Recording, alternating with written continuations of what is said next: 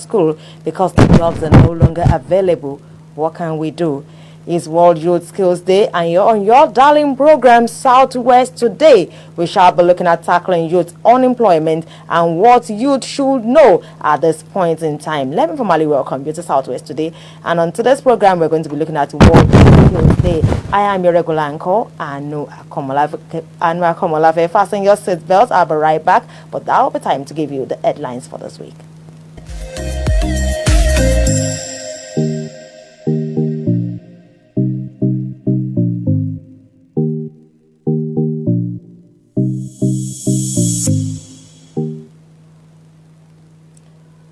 Yes, going to the stories for the week, the Oyo State Fire Service has cautioned residents, especially traders, to desist from the careless storage of inflammable substances in their shops. This is as the service revealed that the Monday morning fire incident at the Bodija markets in Ibadan was aided by several kegs of petrol stored in some of the shops. Speaking with Impact News crew, some of the traders lamented that properties worth millions of naira were razed by the inferno, the report. Shop owners in Bodija Market received distress calls early in the morning that over 38 shops have been razed down by an inferno that occurred in the early hours of the morning. When Impact News crew arrived at the scene of the event, the shops were burnt and shop owners say properties and items worth millions of naira have been destroyed. Everybody was calling in the midnight to come inside the market to see what is really happened. And when we are coming, we are not happy at all. We thank the government that the firefighter was really come and intervene to it quickly. But the situation is very bad that we need the assistance of the government on this matter. Every one of us that we are here today, we are borrowing money from the banks and all the financial aspect of this money inside the country. So we need assistance. Quickly assistance, because those people that they are here, we are not okay. We are managing. This morning, I just heard a call from one of my friends. He told me that, and he told I should come to Bodija. One of our shops is bombed, and I decided to call one of my boss, but I have a number. You don't even pick the call during that time. I just tried to call my bike man, and I went here. Once I reached here, and I keep asking one of my friends what's happened. She told me that he keep asking one of his colleagues. He told him that one on the guy that is that is getting this place. He told him that is this surrounded is fully bomb, and he didn't know how it come that he's moving to this place. According to the affected traders, items such as provisions, clothes, and food items were burned beyond recognition, and they appealed to the Oyo State Governor to come to their aid. Let the government have mercy on us. They should look upon us with pity. Most of us borrow from bank. Many of us borrow from cooperatives. We were called here this morning, and when we got here, we did not meet any of our properties. I sell nylon, others sell provisions and other items. The government should please come to our help.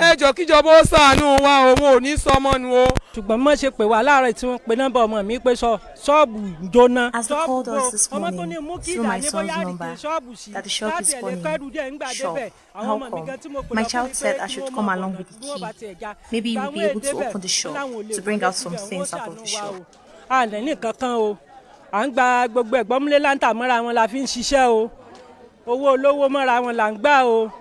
Eyewitnesses said they could not ascertain the cause of the inferno, but urged relevant agencies to intervene and assist. Every one of us that we are here today, we are borrowing money from the banks and all the financial aspect of this money inside the country.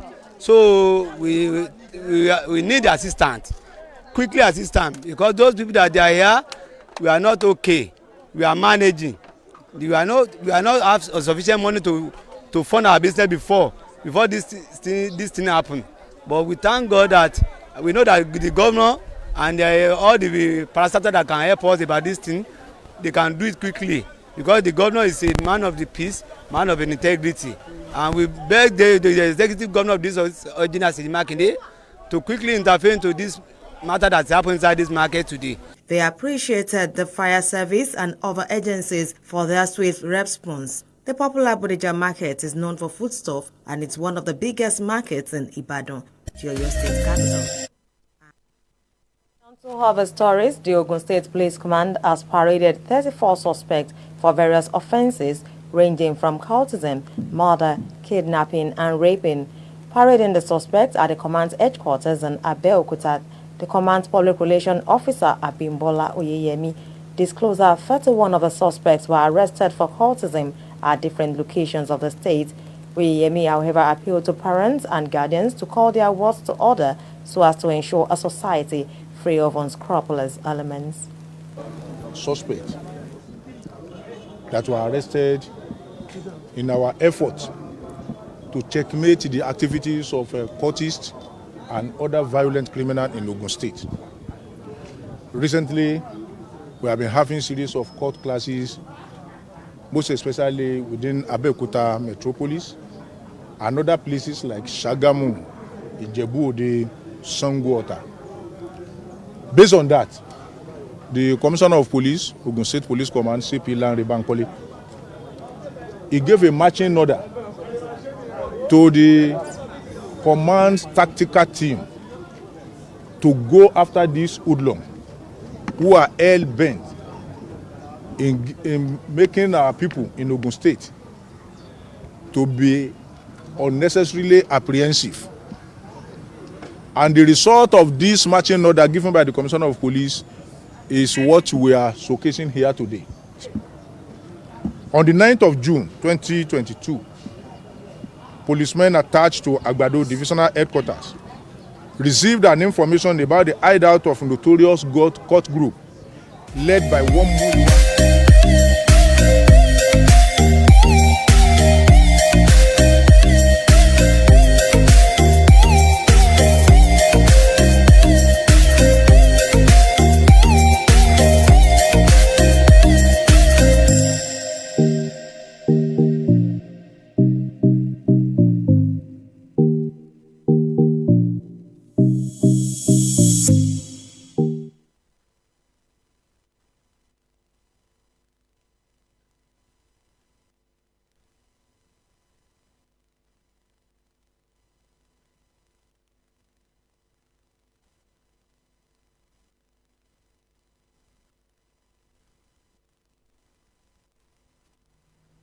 Now to the conversation proper, we shall be looking at World Youth Skills Day and matters arising.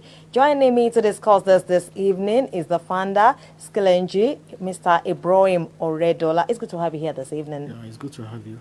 And also with us this evening is the principal consultant, Aquaplanet, Dr. Similade Adeodun. It's good to have you here this evening. Thank you for having me. Yes, these gentlemen are vibrant youths who are contributing their quota to societal development without depending on white-collar jobs. So let's start the conversation proper. The challenge the youth face today is how to ensure that what they are learning currently is relevant in tomorrow's world. What are your thoughts? Let me start from Mr. Ibrahim Oredola. So at the moment, yeah, we are actually seeing a great number of our young people unemployed.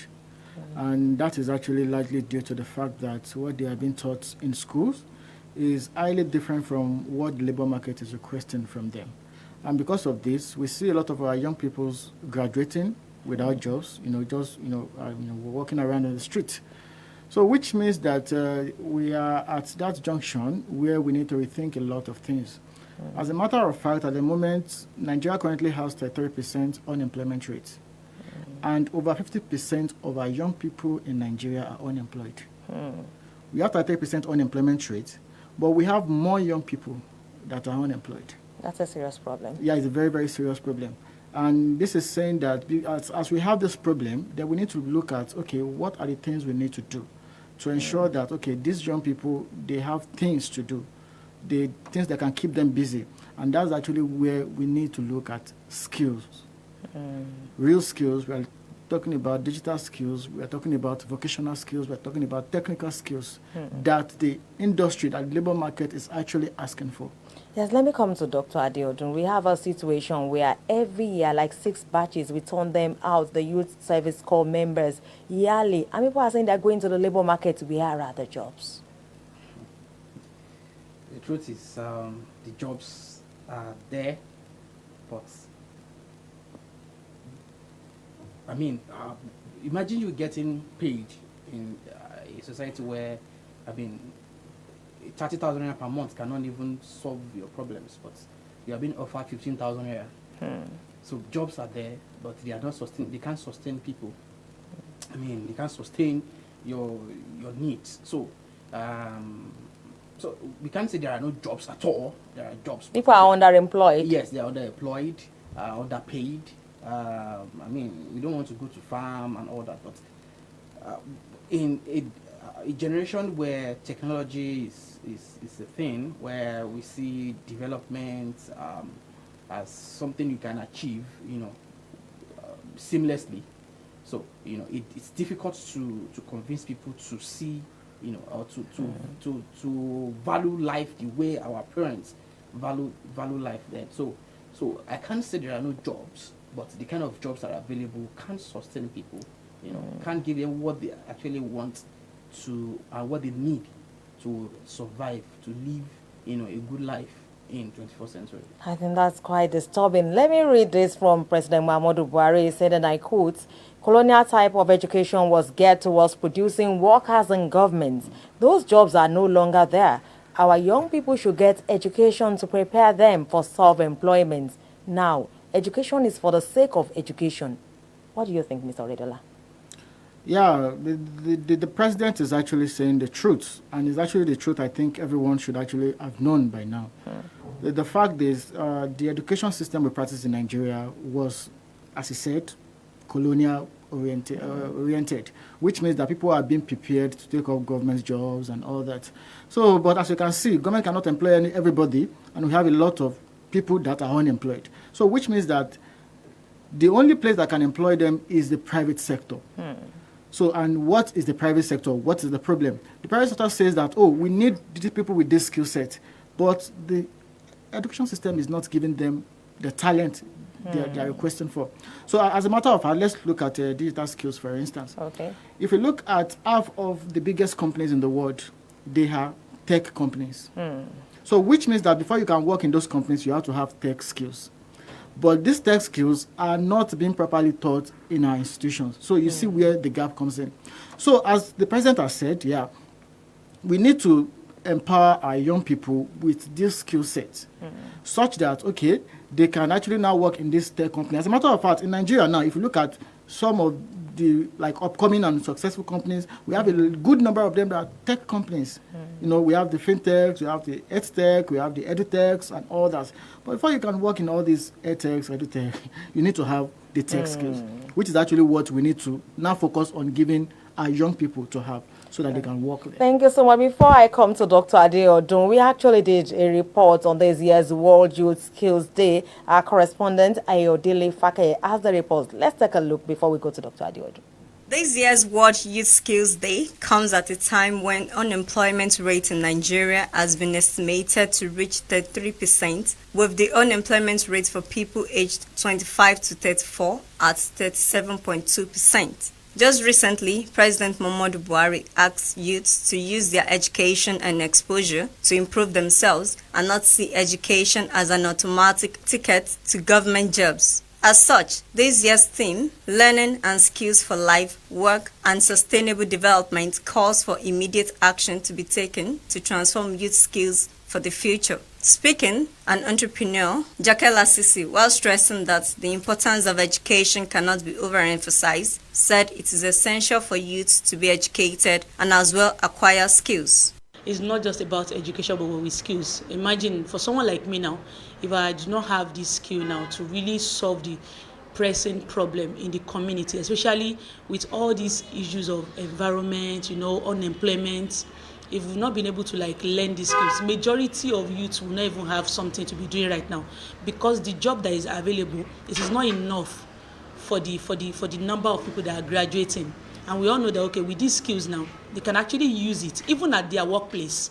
It is something that will make them stand out, because you'll be able to add more value. On his part, a public affairs analyst, Adam Said, reiterated the need for youths to acquire skills irrespective of their educational background. When you look at the trend of things in this country now, it is only somebody with skill that will be able to survive the way things are going. A lot of youths are there with certificates, BSc, HND, MSc, PhD, and what have you. But unfortunately, they cannot use it in getting white-collar job. So if you acquire skill, you can at least stand on your own. They likewise harped on the need for skill acquisition as an important factor for promoting entrepreneurship and eradication of unemployment. If you have something and you don't know how to present it well enough, even people will not be able to understand it very well. So education is actually a very crucial part of even having a skill. Education alone on it is a skill on its own. So you can't say that, okay, you want to stop the education now, this thing, and just the skill alone. Everything works together. It works hand in hand. And there's a way you'll be able to like present that skill and use it to solve the real life problem. Not just that you just have skill just for sewing clothes sake, but you can use it to empower people in the community. To a great extent, I wouldn't blame the youth because it is not to the orientation is not there for them. It is the work of the National Orientation Agency to orientate Nigerians on the importance of acquiring skill. That is one. At the same time, the work of National Directorate of Employment, it costs them nothing.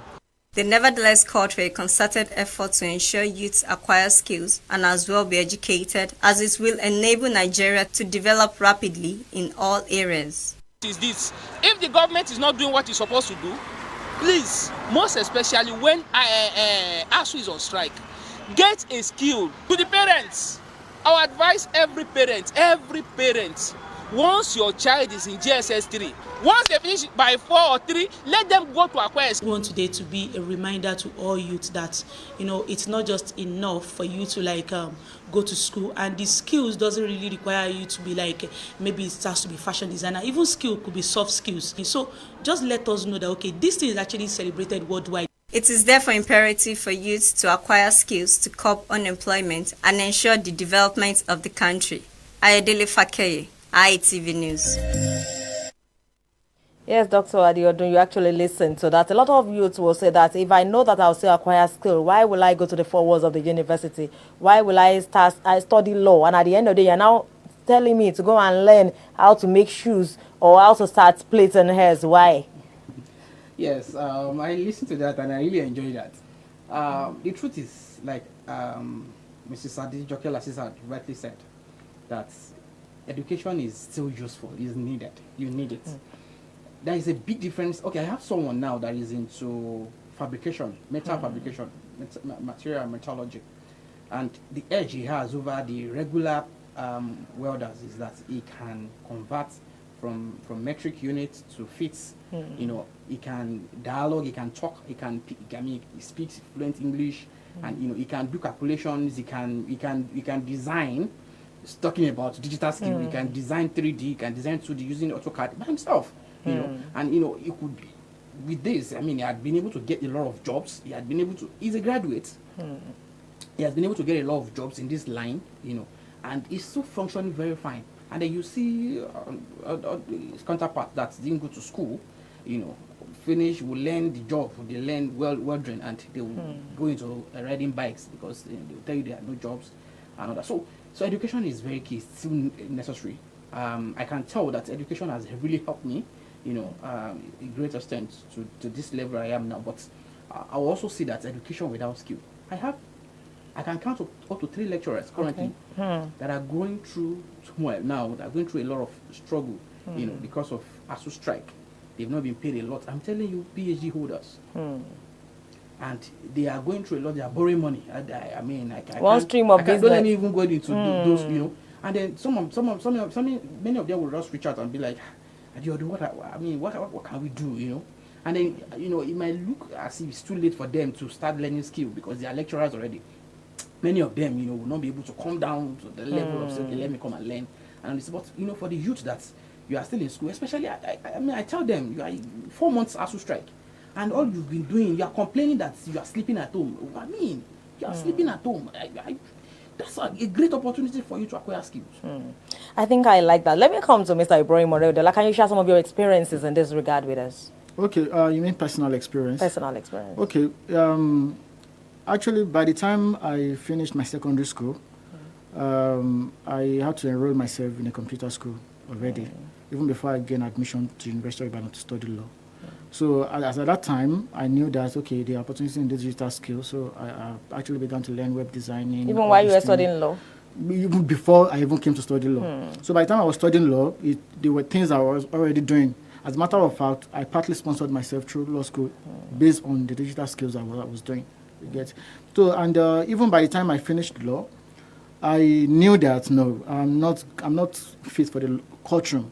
I need to stand alone. I need to be on my own. And then I became an entrepreneur based on the skills I've acquired. So yeah, I rightly also refer to what Adejoke said the other time. Academic skill is needed. When you go to school, you make the right network, you can express yourself fluently, you get all the concepts and all that.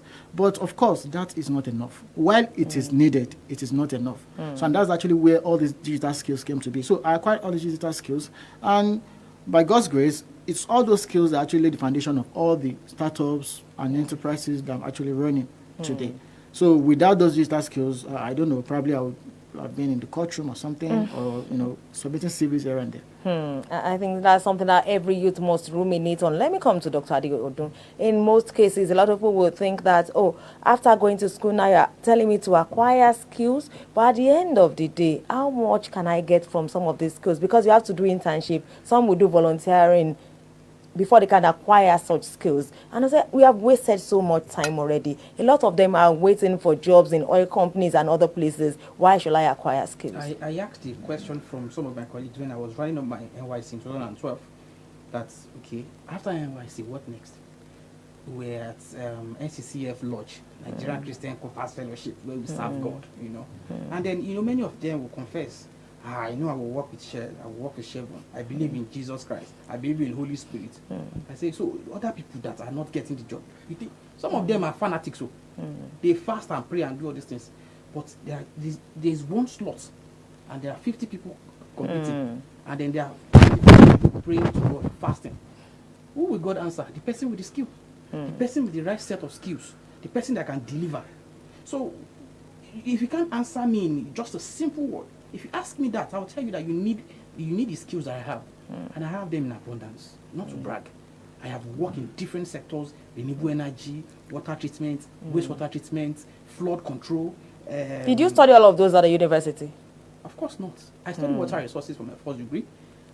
In fact, I can say that I never had any exposure to wastewater treatment plants. I learned this. I took this during my master's. I took this as a project, my master's project. I went through the process, carried a lot of studies, and I learned this through YouTube videos. I'm saying this now to anybody that is listening. YouTube videos, learned all these things online, and I was able to practicalize this on a small scale. And then I began to replicate it on a large scale. So let me come to... I think I even want to add to what he's trying to say. And it's actually hitting the nail on the head. Because one mistake young people do today is that, okay, because I'm studying law, I don't need to learn any other thing. Because I'm studying medicine, I don't need to learn any other thing. But they don't know that we are in the fourth industrial revolution, where no matter anything you are doing, there will always be a touch of technology. Today, we are talking about robot doctors. See, AI have started writing legal briefs. We have AIs that are generating marketing copies. Are you getting me now? So now, even if you study traditional courses in university, there is still a need for you to actually go extra. Either you acquire digital skills or you acquire additional vocational skills. So which means that by the time you get to the labor market and you are 1,000 people jostling for 2 positions, they will look at you and look at, okay, who has more to offer amongst all of you? So now, let's assume we are a law firm, we want to hire 2 people, and then we have like 100 applicants. But we have 2 people that, in addition to their law degree and everything, one is a graphic designer, the other is a web designer. And we have that need in our firm. Who do you think will hire? Of course. And that is one thing employers are selfish. They always want to buy one, get one free. So it's about, if you can do that, then fine, just come. So those are the people they will employ.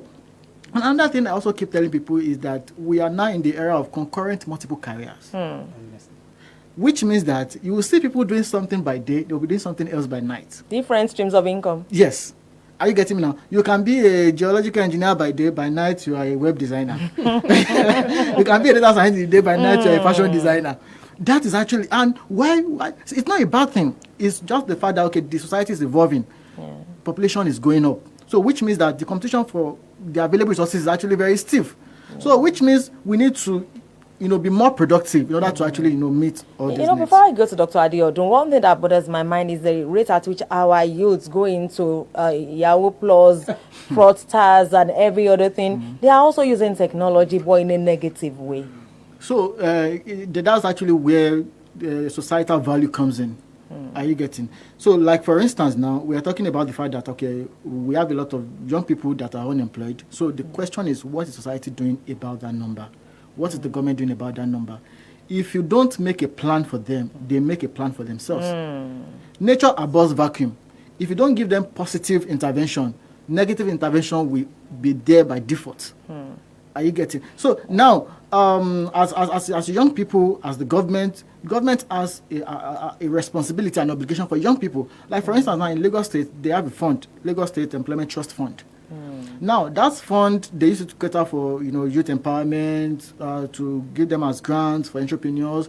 They even give them vouchers to use innovation hubs for free. So we need to scale that across the country.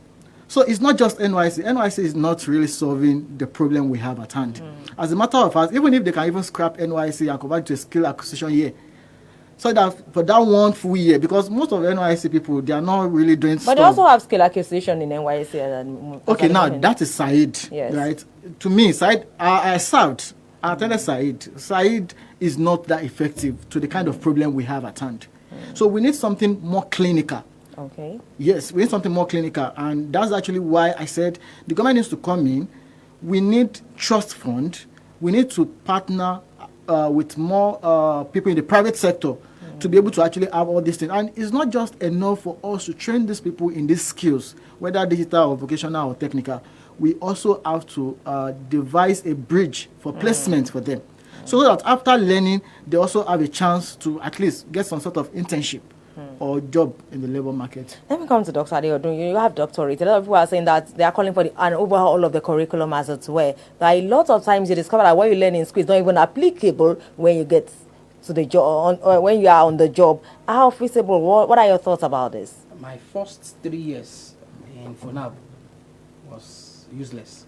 I began to understand water resources in my 4th year when a lecturer, a Nigerian though, came back from China, and the other one came back from UK, and they brought audiovisual mode of training, where we had access to videos, audios. They were the ones that introduced me to Google, to YouTube, all those learning platforms, to using learning with what's it called, the PowerPoint and other things.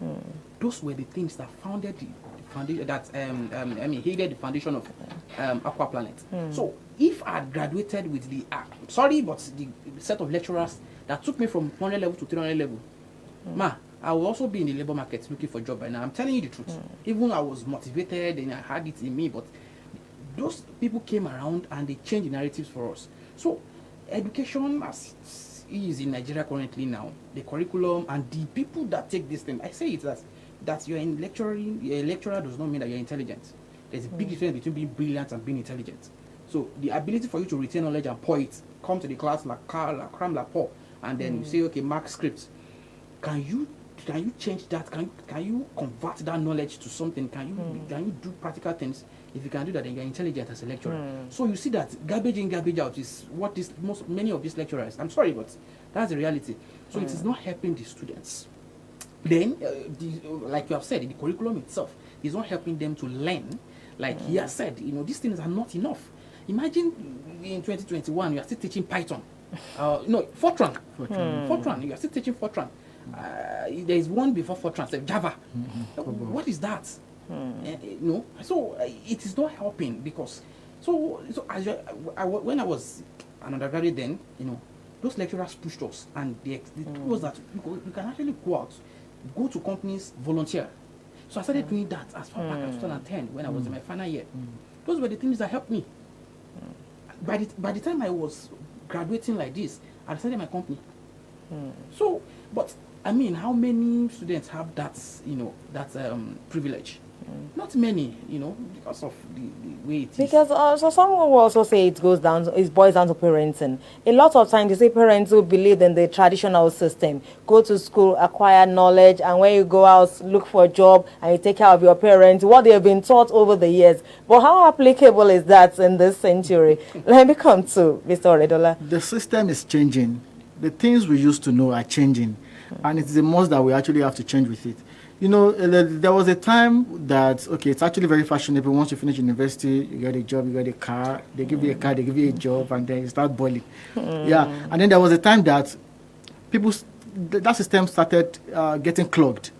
And then people now said, we need to do master so that we can get advantage more over our peers. And then people started getting master. But then we have a lot of money. Then we need to start getting PhD. Then we have a lot of people in PhD. And then the next thing was, let us go outside to go and study. Then by the time we come back, we'll have edge. But now we have a lot of people doing that. So the next thing now, we are now in the era of skill. Skill that is transferable across different geographical locations. If you learn programming here in Nigeria, it's the same program that they're using in the US. It's the same program that they're using in Germany. So which means that you can actually be in the country and actually be working for companies all over the world. Are you getting? So this is actually the reality we are living in that we need to. And most of our parents, they don't even know this. As a matter of fact, if a lot of parents, when they see their kids with computer, they're like, are you sure you're not doing Yahoo? Or, when they start saying, okay, what do you do? And then they say that, like, what are you saying? Like, what do you do? I'm a product designer. What is product designer? Well, product. I'm expecting you to say you're a lawyer or you're an engineer. But the point is, things have gone beyond that. So our parents need to know. Okay, you want to say something? Yes, all I right. just want to add something. Maybe it might be funny a little bit. When I completed my program, my first degree, and I served in Akure, I stayed back. I will register my company, and my dad was expecting me. You have finished. You have completed your service here. Okay, what are you to do in Akure? I said, Dad, I have a company. You have a company. What are you talking about? What is a company? You're supposed to be looking for a job. job. You have to tell people that my son is unemployed. Please get him a job. He was looking for teaching job. Man, I made my first million in 2013. He didn't know. I was just looking at it. How much is a teacher earning? How much? And you're looking for a teaching job for me. They're telling me a stable job. So after a while, he was tired. A stable future. He didn't get any of these things. So he will pray. He will pray even at home. Oh, please help my child to get a job. I said, I won't say amen.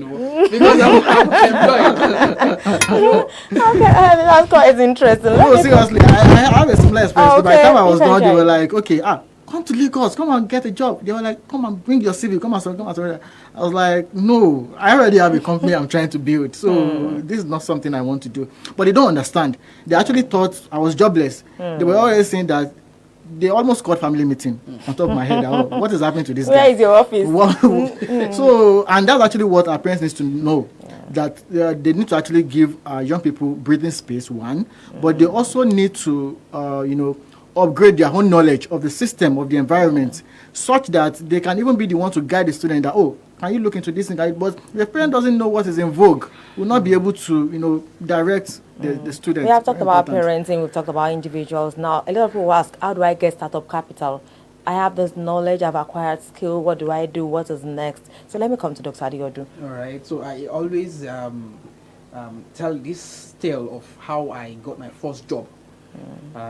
Sorry, but permit me to just narrate the story. We were done with our exams. We were waiting for defense, first degree, and I just saw a drilling company. I walked into the place and I told them, introduced myself.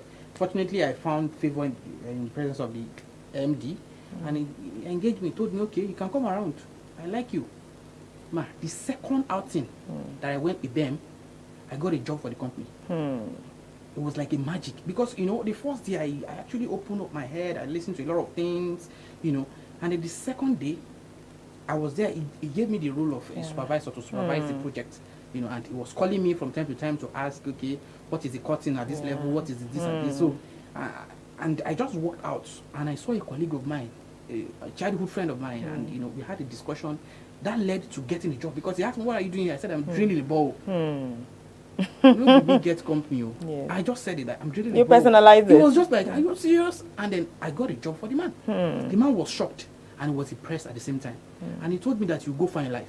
That was a motivation. I learned how to do water treatment plant just once from him. I learned how to install solar panel just once. And that takes me to mentoring. How many youth want to actually undergo mentoring?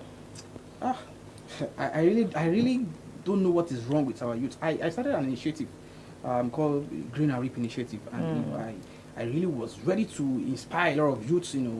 I even opened a hub, a green hub, Gary Hub.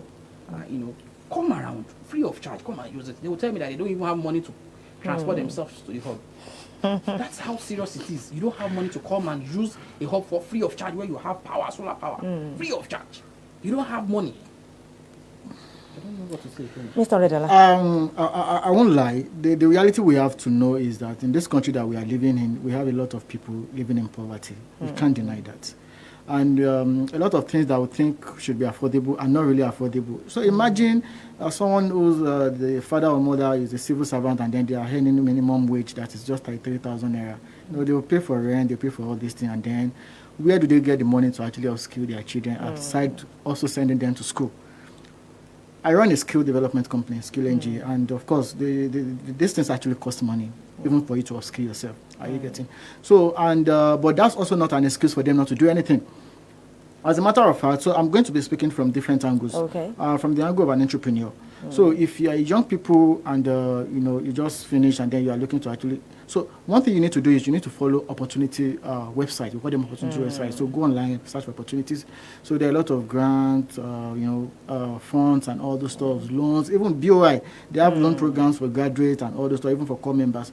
So, and as a part of, I'm also a beneficiary of one of these. We call it the Onedumelu Foundation Entrepreneurship Program. We actually got a grant to. That's actually one of the things that I actually started my business with in around 2019, thereabouts. Right.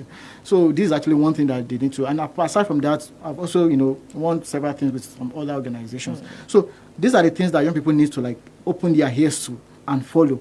So that is one. Then number two is now, let's come on from the aspect of skill development.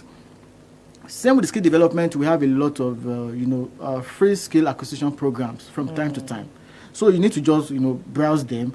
If you don't have the money, but if you don't have the money, of course you can come to places like Skill NG, come and do your thing, or go to any other company to upskill yourself. But if you don't have the money, then you need to be looking for scholarships to actually upskill yourself in this case. So that is actually one.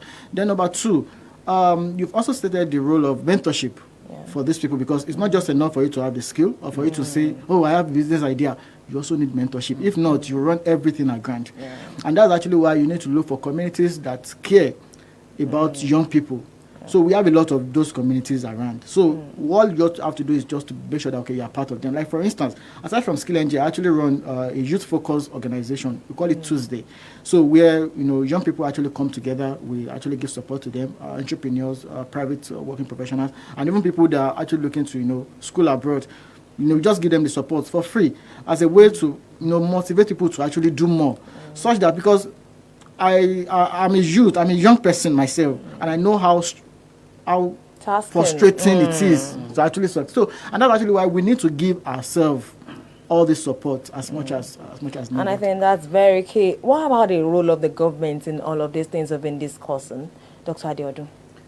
Well, I think that question I've answered itself halfway with what the GCFR of Nigeria said 2 days ago.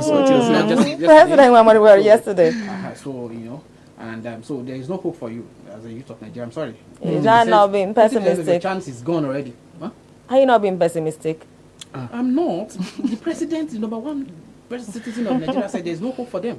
So, but there is hope for at least you can still get hope from youth like us, where that we still throw a lot of activities out there.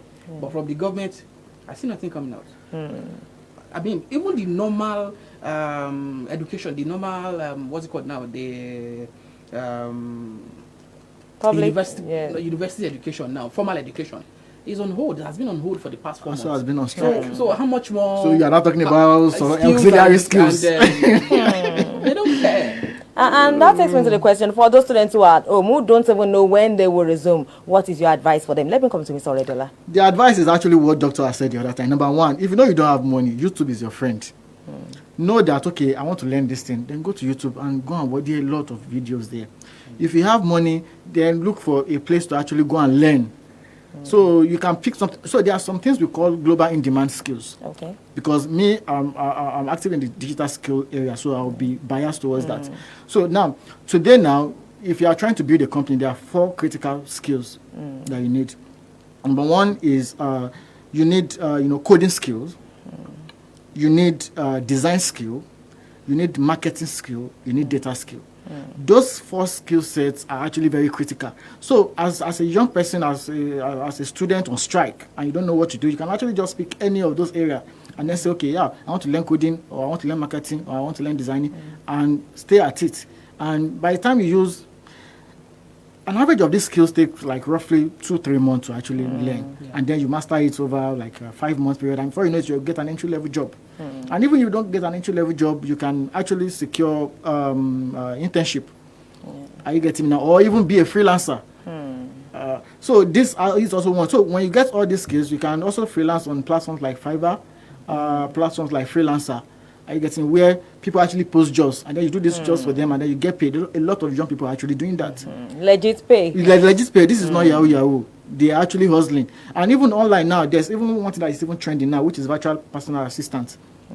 So we have a lot of companies that are also doing that training online. So you do the training and then a lot of people, they want personal assistants, virtual, remote, and then you start assisting them and then you get paid. So this is actually real. But one thing is that we need to open our eyes to these opportunities to be able to take advantage of them. I think that's a lot for everybody to ruminate on. Dr. Adeodun, we have a situation where a lot of youths, young people, they have big phones, all these students, but what do they do on social media? They are watching films, TikTok, and all of these things. What is your advice for them? So your data, some of you will beg money to buy the data. You beg girls, you beg boyfriends to send data to you and all that.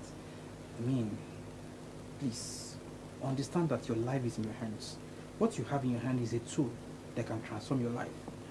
What was I doing in 2011 with I was using Express Music, Nokia Express Music, and I opened a Facebook page. It's still there today. Facebook group Aqua Planet, and I will go online, same online, go on Google, download things, copy scripts, copy things about water, about environment. I'll come to the group on Facebook. Post is there. I was doing nothing, just copy and paste, and people will comment.